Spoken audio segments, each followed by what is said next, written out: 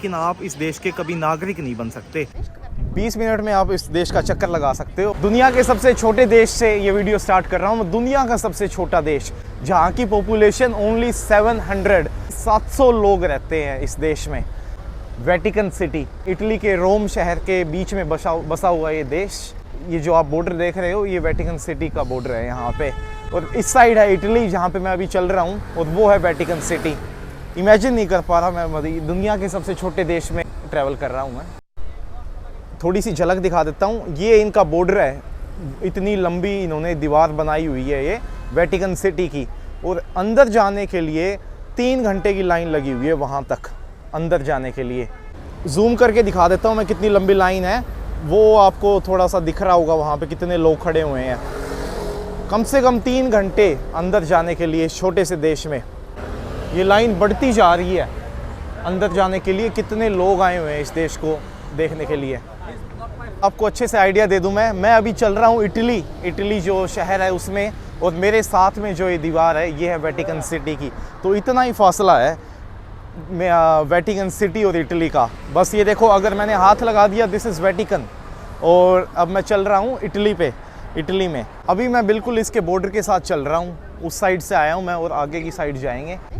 20 minute में आप इस देश का चक्कर लगा सकते हो। कमाल की बात है। थोड़ा सा आइडिया दे देता मैं आपको, ये भाई इस देश का क्या महत्व है। जैसे मुस्लिम लोगों का धार्मिक स्थल है मक्का और मदीना, वैसे क्रिश्चियनिटी का धार्मिक स्थल है ये वेटिकन सिटी।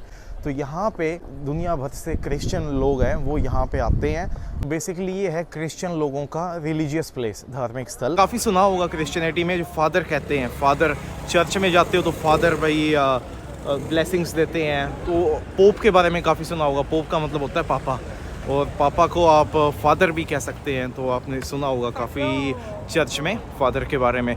सो जो मेन हेड है क्रिश्चियनिटी के, रोमन कैथोलिक चर्च के, पोप कहते हैं जिसे, वो यहाँ पे रहते हैं वेटिकन सिटी के अंदर जो हेड है। अब मुझे नहीं पता कौन से पोप, क्योंकि चेंज होते रहते हैं एवरी कई सालों बाद। सो उनका रेजिडेंस है यहाँ पे, वो यहाँ पे रहते हैं वेटिकन सिटी के अंदर। और मुझे भी रिसेंटली पता चला, दुनिया के सबसे छोटे देश को ट्रैवल करने की सोची। पुलिस और आर्मी बहुत ज़्यादा है यहाँ पे, हर एक जगह दिखेगी आपको। सेफ्टी को बहुत ज़्यादा ध्यान में रखा गया है यहाँ पे। तो हर एक जगह आपको पुलिस देख सकते हो, उस साइड भी तो आर्मी, ऊपर से भी स्नाइपर वगैरह दिख जाएंगे यहाँ पे।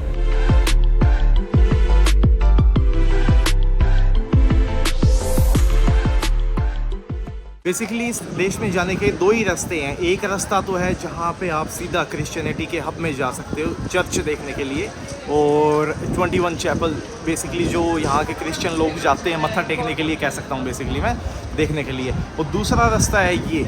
एंट्री ले रहा हूँ दुनिया के सबसे छोटे देश में, इटली से वेटिकन सिटी में अब मेरी एंट्री हो चुकी है।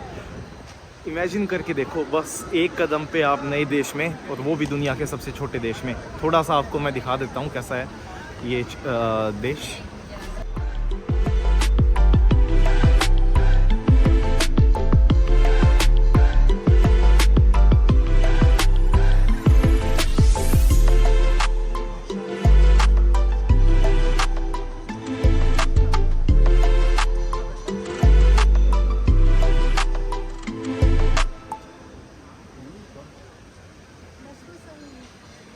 और ये मेरी एंट्री हो चुकी है वेटिकन सिटी में, दुनिया के सबसे छोटे देश में, जिसकी पॉपुलेशन ओनली 700, और जिसका टूरिज़्म हज़ारों में है। यहाँ पे आपको हज़ारों में लोग मिलेंगे, और यहाँ की पॉपुलेशन बस 700 लोग हैं। कमाल की इंटरेस्टिंग बात है वैसे बहुत ज़्यादा।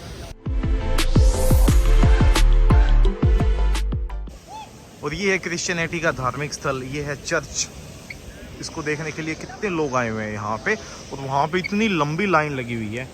मुझे नहीं पता, नहीं आप देख पा रहे हो इस वीडियो से। सो चर्च में जाने के लिए पहले आपको इस लाइन में लगना पड़ेगा। ये लाइन है जहाँ पे कितने लोग खड़े हुए हैं। फिर इस लाइन में लगते हुए अंदर की साइड से होते हुए, वो लाइन वहाँ पे देख रहे हो आप, वहाँ से फिर उस साइड से जाके अंदर जाना पड़ेगा। तो कम से कम 2.5-3 घंटे का काम तो है ये, अगर आपको अंदर जाना है।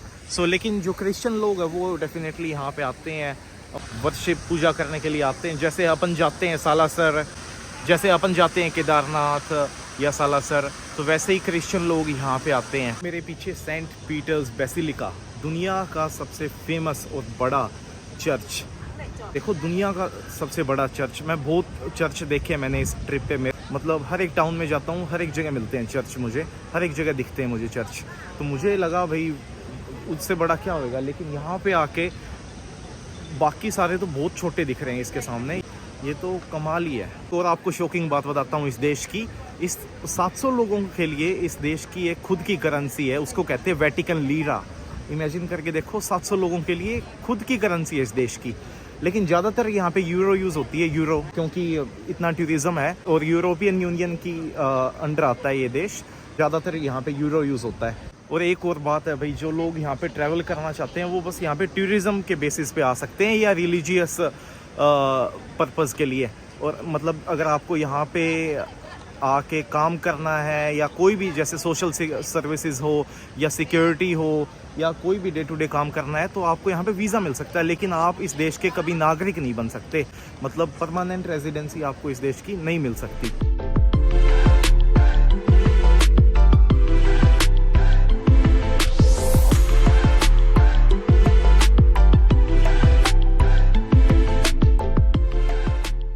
इंटरेस्टिंग बात बताता हूँ मैं। सो ये देश है, ये इटली देश के अंदर बसा हुआ है। जो इटली कंट्री है उसके अंदर ये छोटा सा देश बसा हुआ है और इटालियन लैंग्वेज बोली जाती है पूरे इटली में। लेकिन यहाँ की जो नेशनल लैंग्वेज है वो है लैटिन, स्पेनिश। सो इमेजिन करके देखो आप, इटली के मतलब ये अंदर बसा हुआ है ये देश और यहाँ की जो लैंग्वेज है वो लैटिन है। लेकिन ज़्यादातर लोग इटालियन बोलते हैं यहाँ पे क्योंकि इटली के अंदर बसा हुआ है। तो ये भी एक काइंड ऑफ फैक्ट है यहाँ का। इस शहर की ये खास बात है, तो आप कहीं भी जाओगे तो आपको ये पानी का फुहारा लगा हुआ मिलेगा। ये पानी सीधा माउंटेन से आता है, बिल्कुल फ्रेश, एकदम बिल्कुल ताज़ा। देख सकते हो पीछे लोग जैसे पानी पी रहे हैं एकदम बिल्कुल फ्री। ये इस देश की अच्छी बात है। तो आपको यहाँ पे हर एक टाइम पानी नहीं लेना पड़ेगा, क्योंकि आप जब ट्रैवल कर रहे हो तो इतना तो प्यास लग जाती है। और आपको हर एक टाइम, मैं यहाँ पे ट्रैवल करने के बाद मुझे पता चल गया, तो कम से कम आपके पास 2 लीटर की बोतल होनी चाहिए पानी की हमेशा।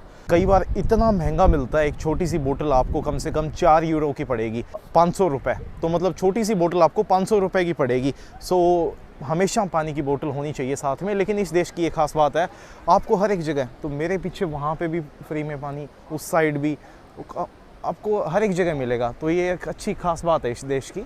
ये लो भी, अब टाइम आ गया इस दुनिया के सबसे छोटे देश से निकलने का। और निकलने का भी कहाँ पे, यहाँ से अपन जाएंगे इटली।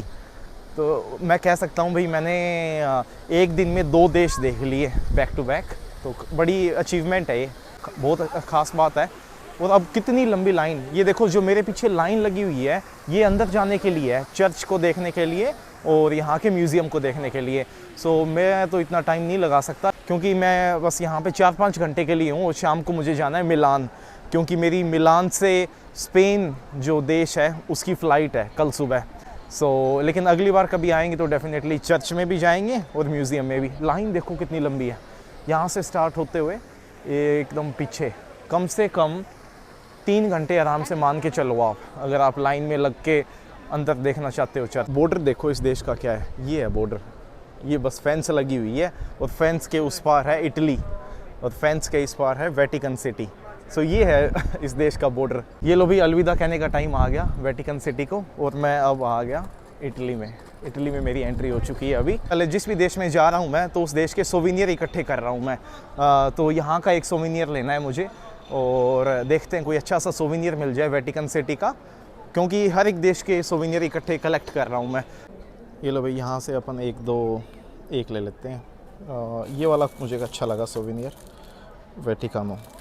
तो बाकी ज़्यादा रोम के ज़्यादा हैं इस पर, लेकिन अपने को तो वेटिकन सिटी का लेना है। सो ये मुझे अच्छी वाइब दे, ये थोड़ा अच्छा जच रहा है इसके सामने। सो ये ले लेते हैं अपन। अभी निकल लिया मैं सोविनियर लेके वेटिकन सिटी से और अब मैं हूँ इटली में, इटली के शहर रोम में। मिलते हैं आपको अगली वीडियो में एक नए देश, एक नए शहर से।